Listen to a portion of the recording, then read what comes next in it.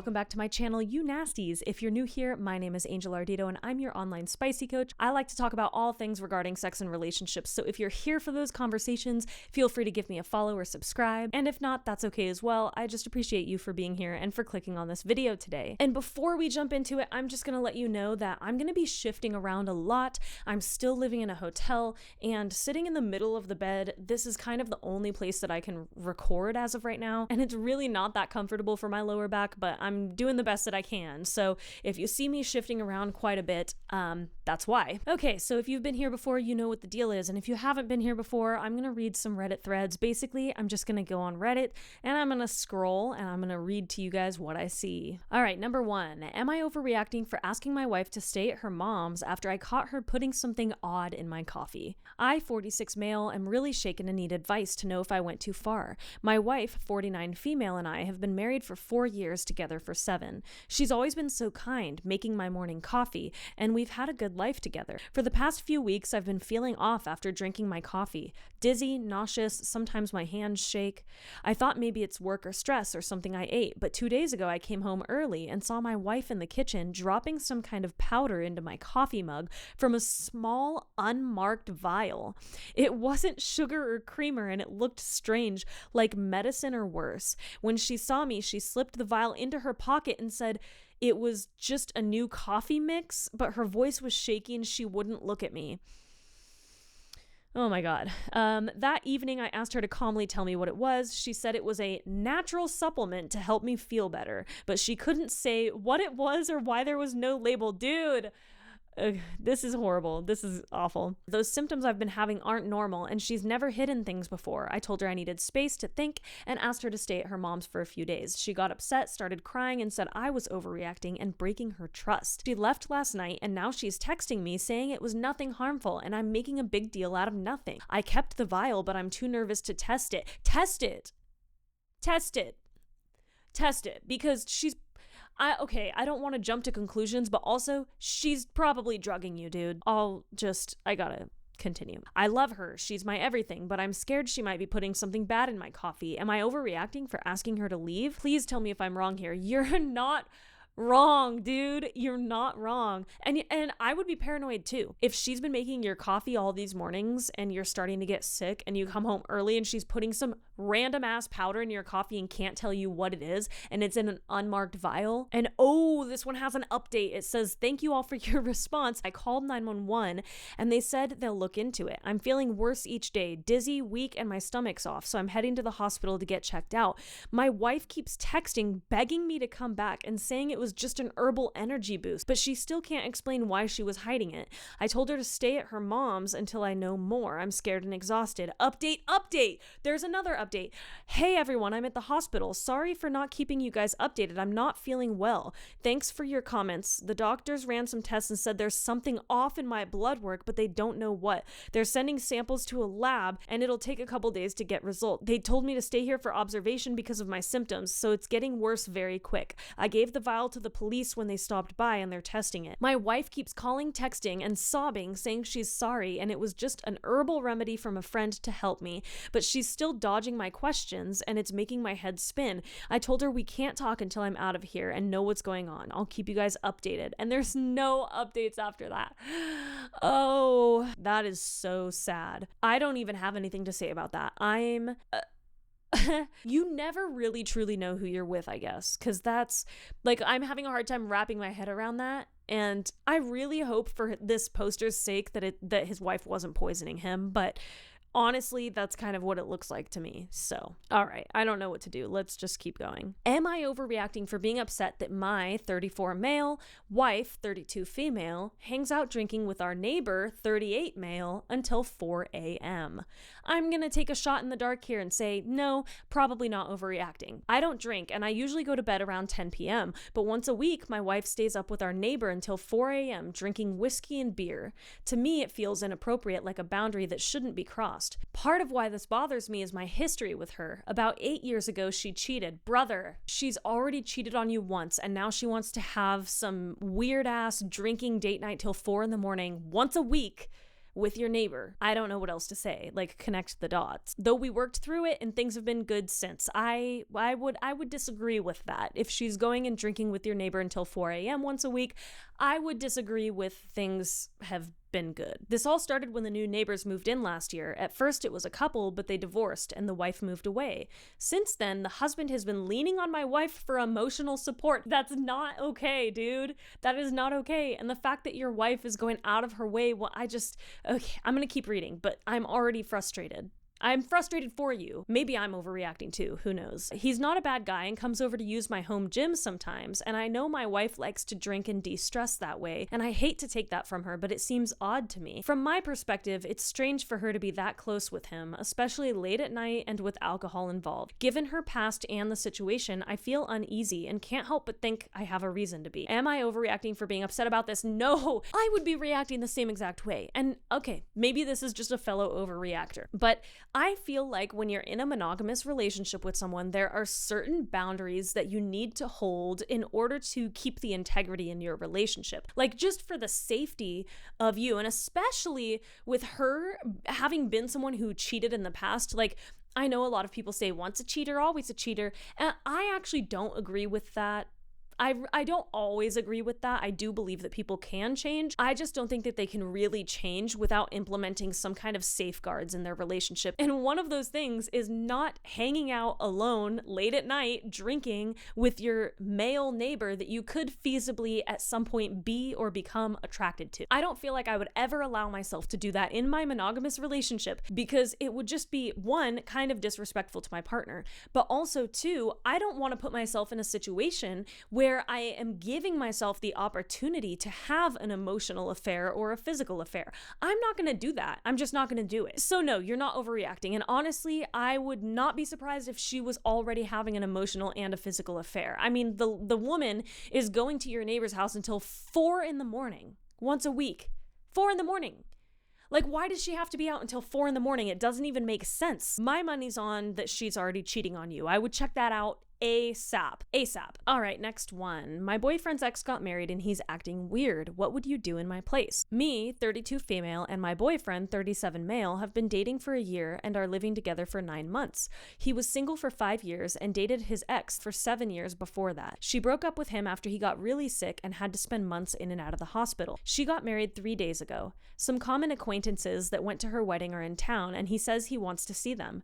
I didn't bat an eye to this because exes have common friends, until he told me he's seeing them with the possibility of confronting them about how they interfered in his previous relationship. He said they told his ex to dump him when he got sick, and he might confront them about that. He explained that when they broke up, he asked her to be single for a few months to clear her head, sort issues out, and break free from her parents in order to get a better life because her parents hated him. I asked if he told her that, expecting reconciliation. He didn't give me a clear answer. Now, 3 days after her wedding, he wants to meet these people and tell them that they did him dirty by telling her to dump him and then setting her up right after with her now husband. I don't understand why he would need to confront these people, and more so after all this time and 3 days after her wedding.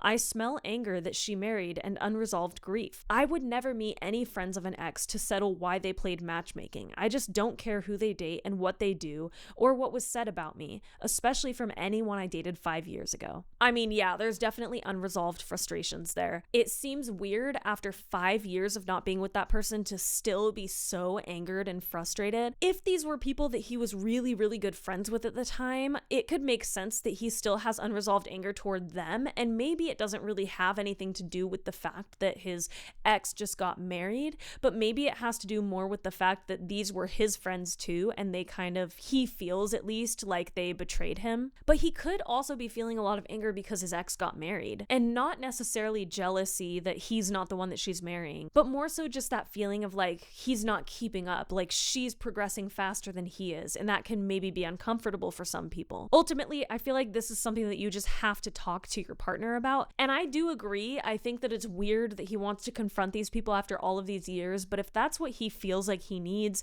you can't really tell him not to feel that way. You can't really, but if that's what he feels like he needs, you can't really tell him not to feel that way. All right, next up, my 22 female boyfriend, 23 male, doesn't seem to respect my boundaries. How do I have this conversation in a polite way? Been seeing him for a few months after recently getting out of a long-term relationship, and it's just becoming clear he's either unaware that I mean what I say, or he doesn't care. Girl. He's a very sweet guy and I have no real complaints about him personally, but I feel like the boundaries I set don't stick. He recently did something stupid and I told him we'd be seeing each other less from that point forward out of respect for myself. I typically see him every single day, which is exhausting. He spends the night every night and he's in an unfortunate situation with his vehicle, so I've been his mode of transportation when he's here. So he's spending every single night with you, you're transporting him everywhere, and then you tell him, it's a little bit much for me, I don't want to see you every single day, which already, if you don't want to see him every day right in the beginning within the first few months, it's probably not going to work out between you guys. Like, when you like someone, you should be like a teeny weeny bit obsessed with them. But I'll continue reading. So I wake up before the sun comes up to take him to work. I drive to go get us food. I pick him up when we see each other. I drive us everywhere. You're doing too much. You're doing the most. You're doing the most, and for what? For someone who doesn't respect your boundaries?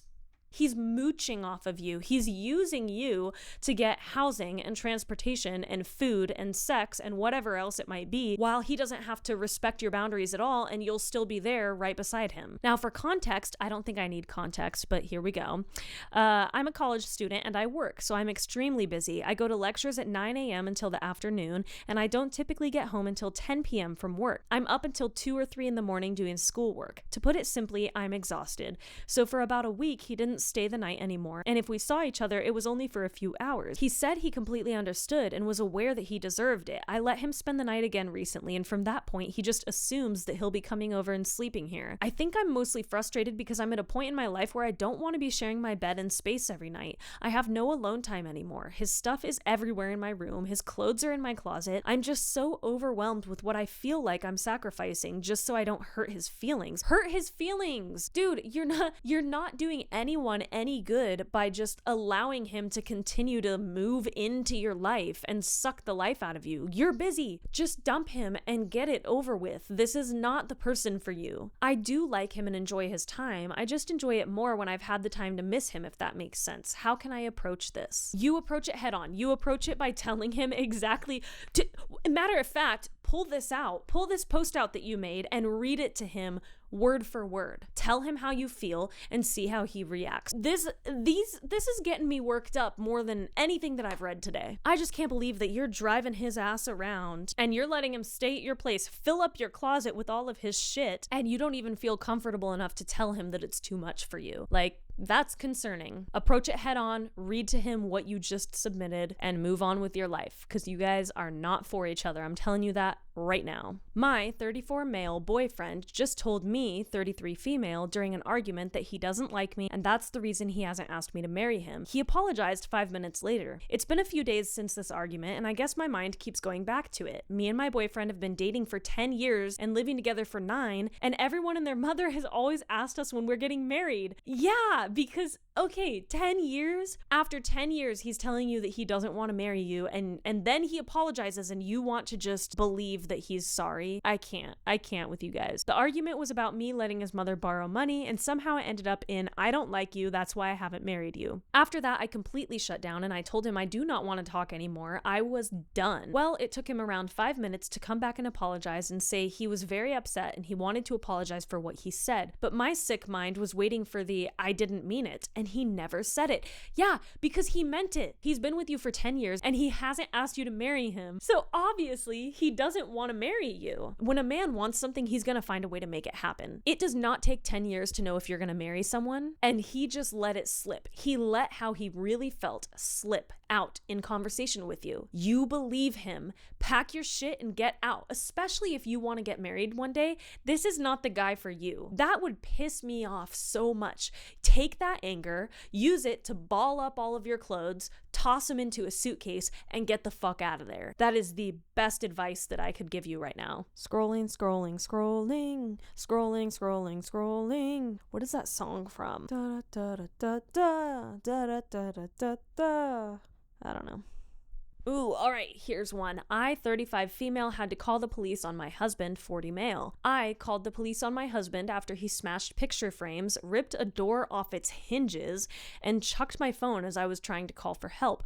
And in front of my almost 2-year-old. We've been married for 5 years. My husband struggles with substance abuse, and I've had to call the police for him pushing me before. I've had to Narcan him back to breathing. We also lost our roommate to an overdose right before he left for rehab. He went to rehab for his use while I moved out and got a new house where drugs were not allowed. I took him back after he completed his 30 days with the boundaries that he never use again. 30 days is nothing. 30 days is not enough. No one changes in 30 days. I'm sorry. Like, I know that when you're going through it with someone who has addictions, it is so hard because you just have this picture in your mind of who they are, who they could be, and you really hold on to that and you grasp onto it, but 30 days is not enough, my dude. This July, he started becoming violent after starting testosterone. The violence started on vacation with his family where he threw patio chairs off the balcony of our Airbnb.